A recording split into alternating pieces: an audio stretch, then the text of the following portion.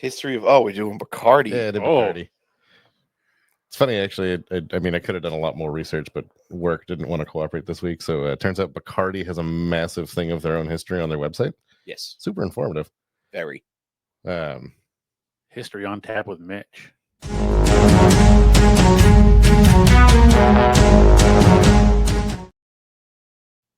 Oh boy, I got to learn how to deliver these better because I'm not very good at fucking speaking and delivery. At least you're speaking. Yeah, we'll get as long as we get you speaking. It's progress, right? We're getting somewhere. Yeah. Yeah. So I decided to do Bacardi. I just picked a random one. Didn't want to do Jack because you covered that last season in one random episode, and you're tirade after you get back from Tennessee. It's because I was all fresh in my head. I know. I'm well aware. Yeah. So Bacardi was founded on February 4th, 1862, by Don Facundo Bacardi Masso in Santiago de Cuba. Which I thought was interesting because I've only known Bacardi as like Bermuda, so I didn't realize it actually started in Cuba. For those random people like me that always wondered why the fuck is there a bat for a logo, his wife actually found a colony of fruit bats inside the distillery, and apparently in Spanish and Cuban Taino Indian culture, fruit bats symbolize good health, family unity, and good fortune, and suggested using the bat as the symbol of Bacardi, and they ran with it. Don Facundo's son, Facundo Bacardi Moreau, planted a coconut palm out in front of the distillery, and it actually ended up gaining its own legend. It was named El Coco.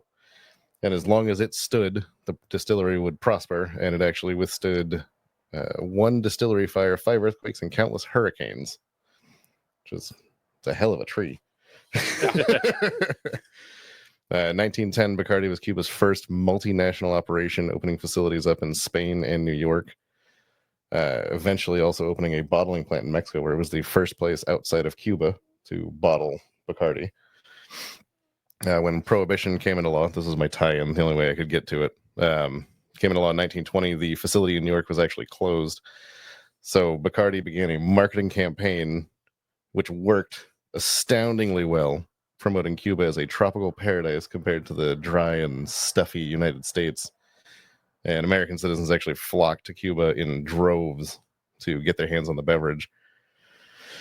Let's see. October 14th, 1960, during the Communist Revolution, all of the operations and assets of the company were seized by the government that was taking power without giving any compensation to the family, because communism fucking sucks.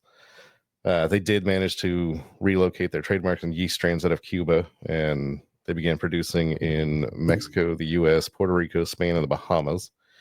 And following the seizure of that plant at 98 years old, the tree actually died. So kind of self-fulfilling prophecy. The prophecy of El Coco ended when the distillery went down. In